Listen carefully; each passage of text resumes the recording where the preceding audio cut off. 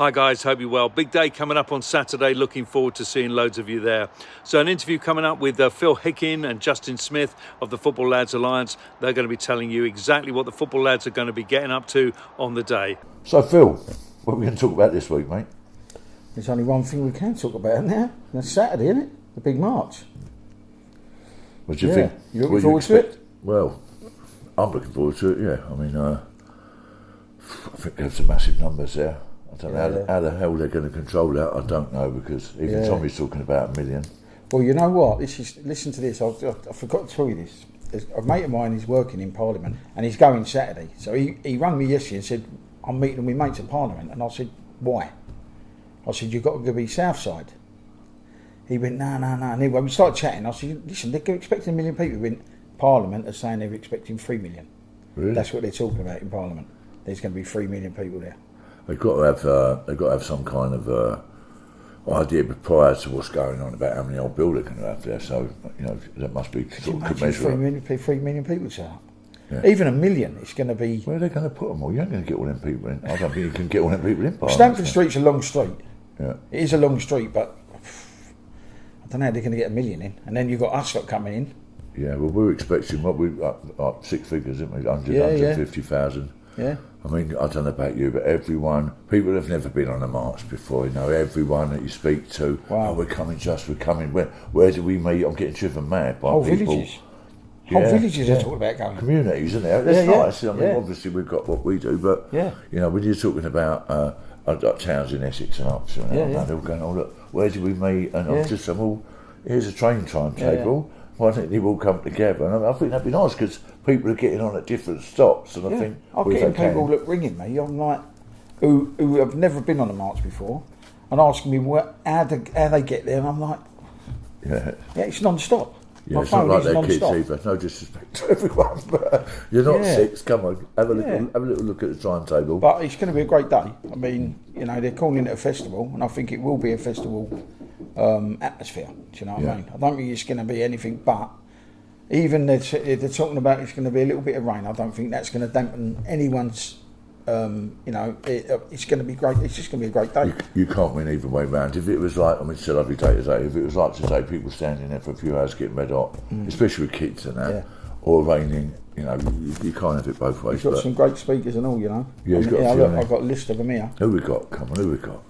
You got Katie Hopkins. Yeah, lovely. Jordan Peterson and Tammy Peterson from Canada. Right. Dominik Tarzinski from Poland. Stephen Bannon from America. Sammy Woodhouse, Survivor. We all know Sammy. Ant Middleton. Yeah. Is Ant talking, is he? Ant's talking, yeah. Lovely. Avi Yemeni from Australia, the Jewish guy. Okay. And I know there's more. Yeah. That's just the ones I know about. I know that there is more. Well, I don't know. I mean, Tommy, this isn't the first freedom of speech sort of march thing that Tommy's ever done, because he did one in 2018.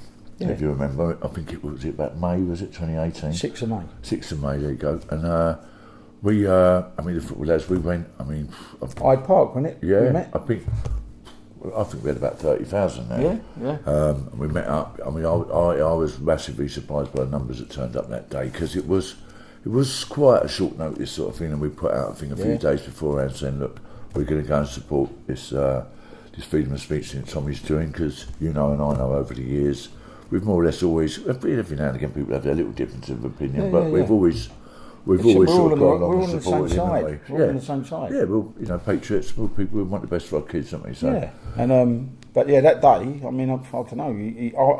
That day, you done a great speech that day, as it happens.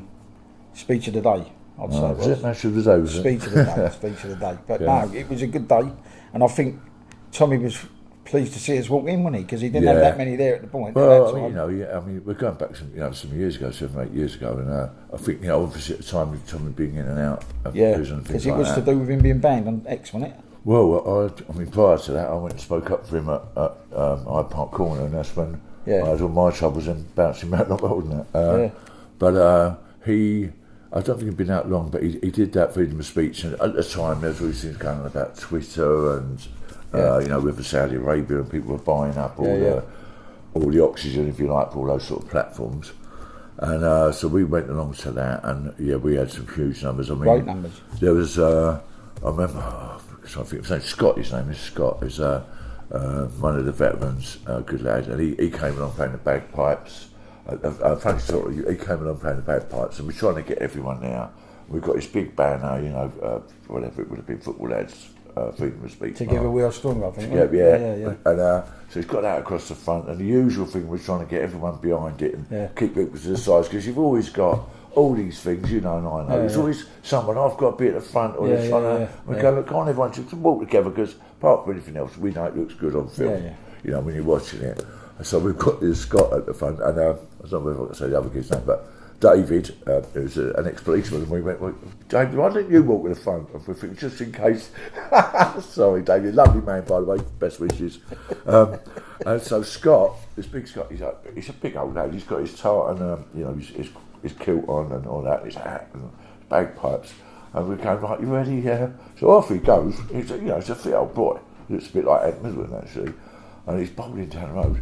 We can't keep up with him, right? And so up he goes, he's like, right, we're going, in the end, I'll go mission him, and I'm ring him up. What do you ring him up? He said, they're going to fucking, excuse me language, you ain't going to hear it, is it? I'm thinking, well, yeah. So we've got some young kids there, we're going, go and get hold of him. I said, but he was about 100 yards in front of us.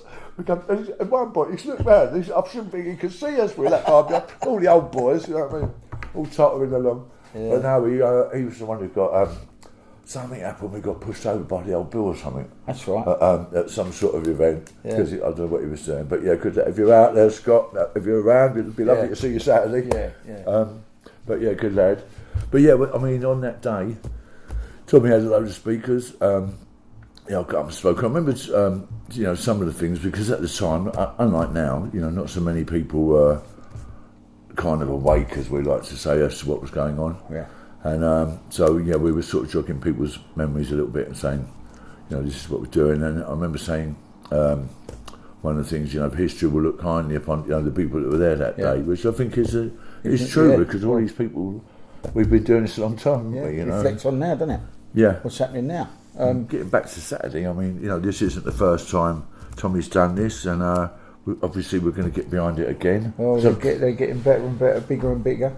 You feel normally you're the one who tends to be does the organising of these things, like events, and what's happening that day. What are we doing? Well, that day the football lads are all what we've asked them all to do is gather on Blackfriars Bridge about 12:30, and all walk in together. Everyone's got their own pubs that they've designated themselves to, and we put the word out. I've done a video the other day. And that's what the plan is, get everyone onto the bridge. West Ham are coming over from their meet. I think they're leaving their meet about 12 to get to us for about 12:30. You've got Chelsea where they are, Arsenal where they are, and all the northern lads and all the lads from down south and all over there. They're all coming in from all over, but they've all been told that where we want to meet is London Bridge, Blackfriars Bridge. Yeah. 12:30. Then we're going to walk down to see Little Legs. And then we'll walk straight into Stamford Street. Yeah. And how far is that, Phil? What are we talking? 10 minutes? Yeah.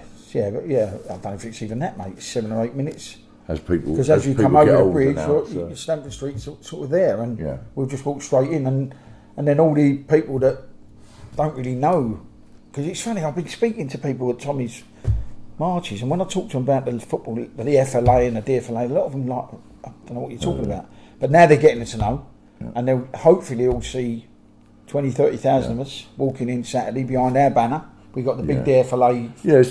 I think it's important to point. It's not pissing competition. No, not at all. We've supported Tommy, and vice versa. I mean, Tommy came and reported on the first march. The big march, 2017. Which and several other things. We've always sort of done things together, so we're happy. We've always, the football lads, the FLA, the DFLA, whatever you want to call us, we've always liked to do our own thing, not our own thing, but coming together, because it's a show of strength from us. And unity, isn't it? It's right. All these different people put their the amount of people we had out in 2017, 75,000 football lads, that's an army. That is the size of the British Army. There you go. Exactly, more or less. There you go. So for me, for us all walking it together, it's a show of strength. It's to show everyone that we can put our differences aside. Come on, let's have it right. That was all happening years ago. We are the people's army. The football lads are the people's army. Well, I think the nice thing is that from the point of view of the public, there's a lot of people public coming along. There's no everyone's going out for a good day. There's no no one's got any thought, bad thoughts or whatever. That's not what we're about. In fact, just about anything that we've ever done, there's never been any arrests. I think maybe once in 8 years, and that was probably because the old bill kicking off. Yeah. But so it's not, we don't go to these things. So for the public to come along, we'll be there trying to safeguard the public as well. It's funny because when I spoke to the lady who sort of runs the stewarding for Tommy, yesterday I was talking to her, and she said to me that the only worry she's got is the back of the march. Yeah. And I said, well, you ain't got no worry because that's where we're going to be. Yeah. Because she was thinking like people might come in and try and start some trouble at the back because they're going to be, all the stewards are going to be at the front. Yeah, and the girls as well, isn't it? Did I hear that right? What's that, mate? I think they're going to put all the ladies. All the ladies and all the ladies and the women. The pink ladies coming, aren't they? Pink ladies are coming. Pink ladies are joining us on the bridge. For those of you at home who don't know, Pink Ladies has sort of come along in the last few months, hasn't it? And, it's a great movement. Yeah, fair play. They all dress in pink. Yeah, that's why they call the Pink Ladies. Ladies, Nothing to do with the makeup, I don't think. But well, you never know. But yeah, they're coming along. But obviously, people come with flags and things. I think it'll be one thing I would like to day. say: if anyone watching this now, if you've still got your FLA flags, your banners on your DFLA banners, bring them.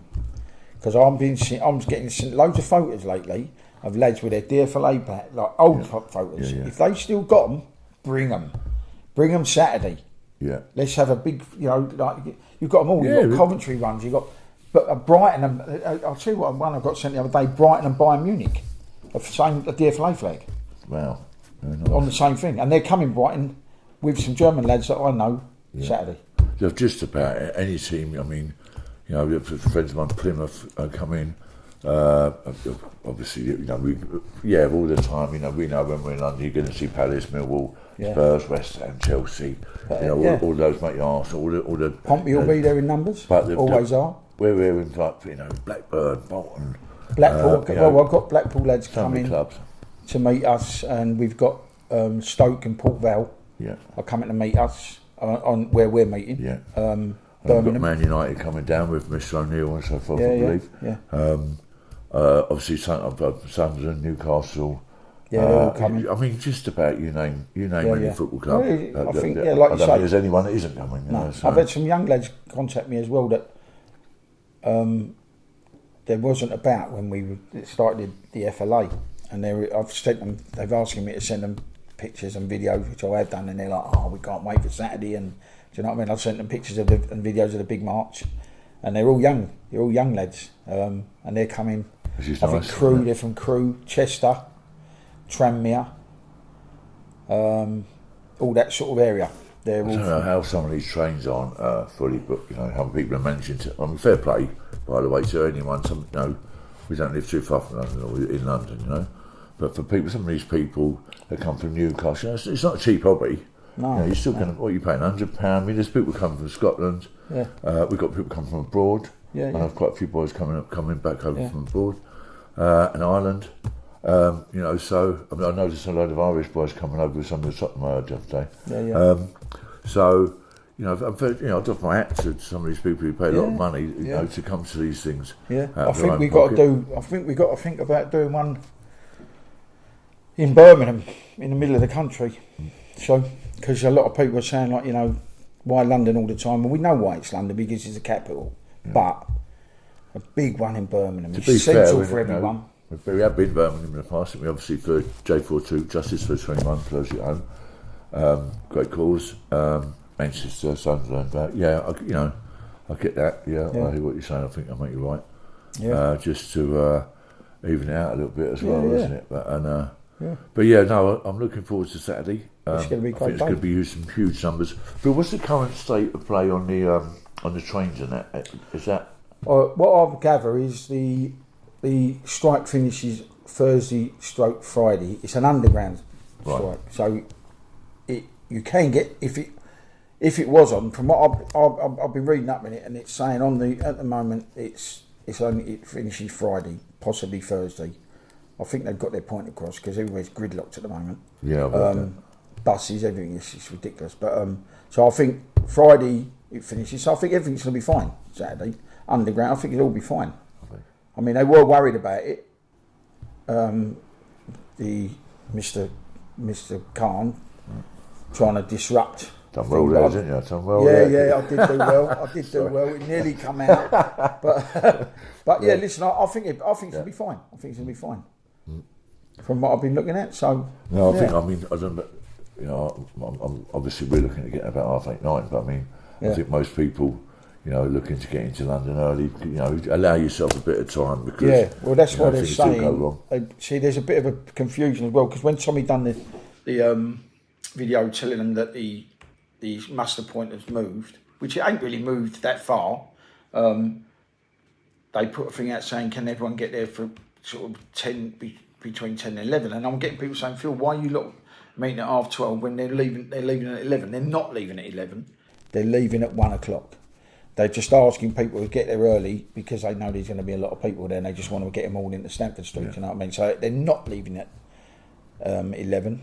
It is 1 o'clock. So there's no panic there. We will be meeting we will start marching the football lads at 12:30 from Blackfriars, and we'll be in to Stamford Street, I reckon, within 10 minutes. Do you know what I mean? A little message for anyone listening. Obviously, pubs in the area, like we were saying earlier, you know, irrespective of whatever you know, there's never been any trouble with any of the football lads. There's never been arrests. So, you know, if you're a landlord out there and you're thinking, open your pubs because you'll take a fortune. Earn some money. And the lads, you know, wherever they're from, you know, they tend to be people more like our age, and they're good lads and they'll look out for the public. So for any of the football lads out there, you know, look out for the public, make them at home because, we're used to all of our lot, but you know, welcome I'll people. tell you what I've noticed as well. There's a lot of women going Saturday, and a lot of women now feel safe because of the presence of football lads. Yeah, I get a lot of women saying that to me now. It's great that you guys are, because we are there to make sure they're all right. Yeah, we're not there to cause anger. They're all there to more or less to safeguard people as well. As that sort of goes through the territory of what we've done for all these years. Yeah. I mean, from my point of view, Phil, done documentaries, you know, for the last 8 years. So it's called Football Lads Together for the Children. Right. It covers from 2017 with the big marches in London, all the way through, so it was 8 years ago now, all the way through to up until Saturday is the last scenes that we're doing in it. So it covers when we marched in Birmingham. Obviously Telford, Rochdale, you know, where we went to those places and inspired some of the support groups that are now quite well known, you know, from Telford Nagger and Anthony and Sarah and people like that. Obviously Birmingham, when we went there with J421, you know, and you know, great, you know, we raised a lot of money for that. I mean, all of a lot of well-known faces, you know, your Andy Swallows, your Tony O'Neills, yourself, you know, your Millwall boys. Tommy Robinson does a few things in it.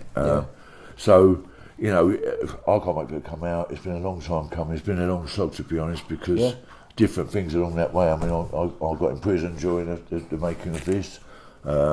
You know, we've had a lot of highs and lows. From 2017 through to the journey now. We got the footage of the big Together for the Children march we had in June.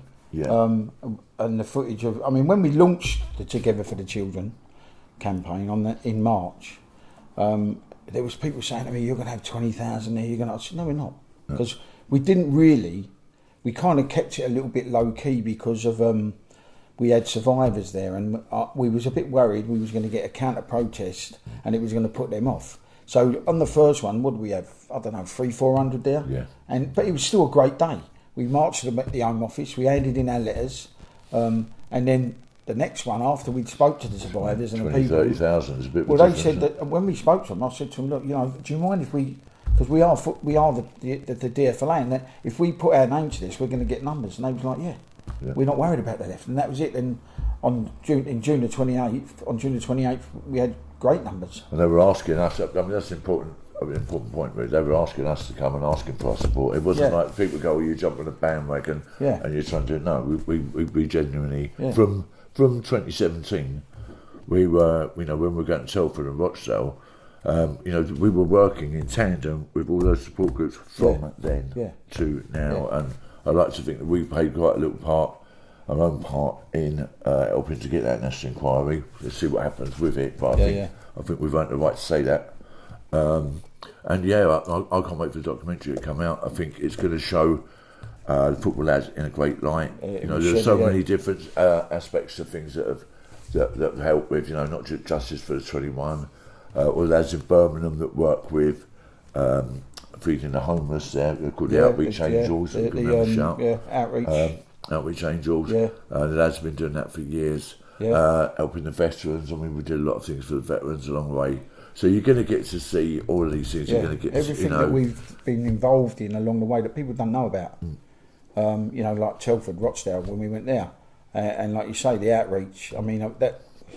We didn't start that, but we helped to start it. Yeah, a lot of the lads used to. I think they still do. A lot of them still go every week. I know Phil and Carl and people like that all still go. Feed the homeless. Yeah, make a difference. And I think the same has happened in some of the places with Millwall boys. Believe it or not, Millwall and Birmingham City, who used to be loggerheads, sort of do things together in tandem with all those sort of things. So and good luck to them. So and they'll all be coming together on Saturday. I mean, when you think back to some of these things, you mentioned West Ham and Millwall together, Villa and Birmingham, and to see some of these previously, loggerheads relationships that are now working together. If nothing else, how much money must we have saved the police forces over the years for them not having to pay so much money to police football matches, because there's not really as much animosity as it now as there was, although some of them saw a little bit, as we know.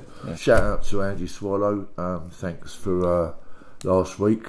He did a lovely documentary for me. I had to go to him. If you pardon this analogy, if the mountain one come to Mohammed, Andy. But thanks for that, mate. I appreciate that. Went out there and saw a few old friends that were West Ham boys. Do you know what I reckon? In the course of the making of the documentary, over 100,000 men and women put feet on the ground.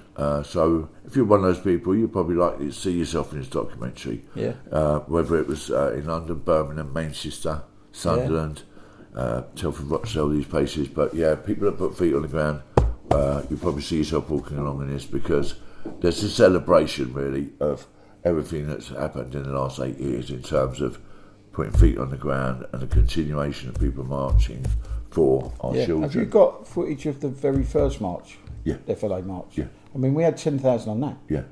And we've done that in 3 weeks. We got them numbers out in 3 weeks. And, that was mainly football, mainly London firms, but we had a few from Midlands. The amount of lads that are going to see themselves in that first, because for me the first one was iconic, the way it happened and how quick it happened. I mean, and the next one, the big one we had, but so many of them lads that are going to watch this documentary are going to see themselves as what they were part of. Should be proud, and should be proud as well, because you were a part of some part of the movement, and I believe that movement made a difference. I genuinely think that from when after the 2nd March, to see that amount of people in London, I genuinely think that changed the course of history. Because what happened with the Islamic extremists, they changed their policy into what I call the Trojan horse policy, which is what we're now all seeing. Which was, instead of going around bombing things, they just thought, no, what we're going to do is we're going to flood the country. We're just going to keep building and building. All these people coming in like a Trojan horse. And I believe that was as a consequence of them seeing the reaction of 75,000 people turning out and going, we're not having this. Well, that was our purpose. It's like Saturday with the freedom of speech festival. The purpose is, the point behind it is, there is no freedom of speech. I mean, the people are getting arrested. I saw something the other day about a fella getting arrested for calling someone a muppet. The police arrested him for calling someone a muppet and said, you've upset this. Come on. It's just ridiculous. It's ridiculous. I mean, the Irish, the comedian. Graham Linehan. Getting arrested for tweets. Was it? I don't know. I saw he got arrested, and it's just getting it's beyond. Just crazy now. It's silly now. It's like, you know, someone the other day, was it, he got arrested for saying I like bacon, I eat bacon or something like that at outside one of the hotel demonstrations. That's another thing. The hotel demonstrations. You know, these people are worried. Did you see that? Sick. These women are worried sick for their children.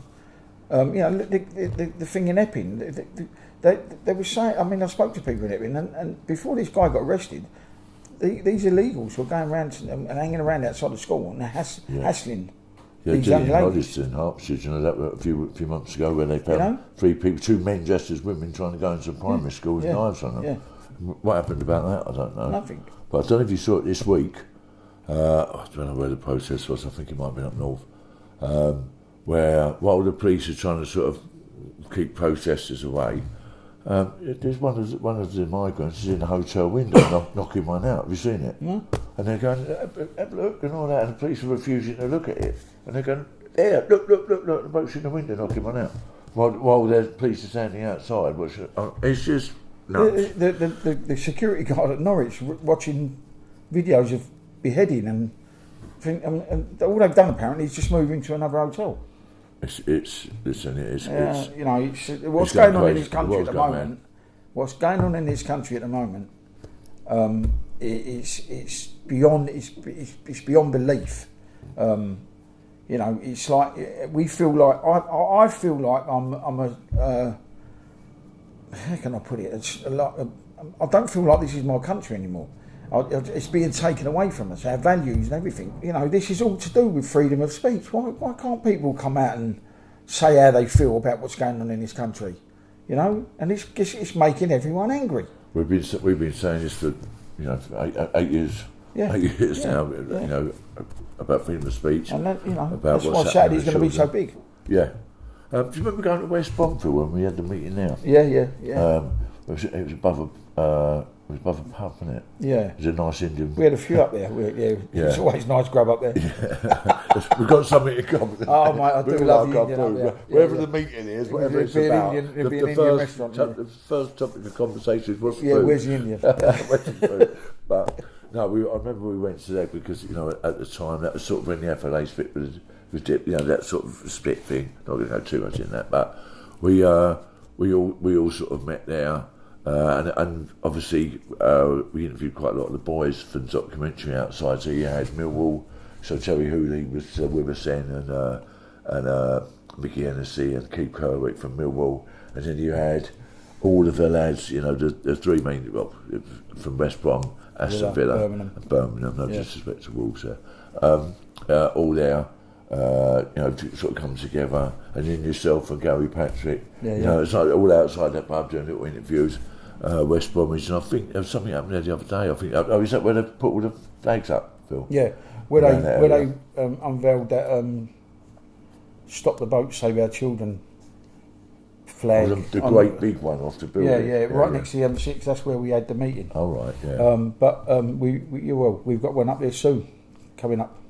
Yeah, very soon to discuss a few things. So all the boys from Birmingham, hope to see you all Saturday. Listen, come along and enjoy yourself, and it, you know, it's going to be a great day, a festival atmosphere, and any football lads that want to join us, 12:30, Blackfriars Bridge, see you there. And that goes out to the members of the public. Yeah, if you want to come in with us. Yeah, the whole communities are getting on trains together. Come along. Come and join us. You're all welcome. Yeah, come along. It's going to be great. It's going to be a lovely day.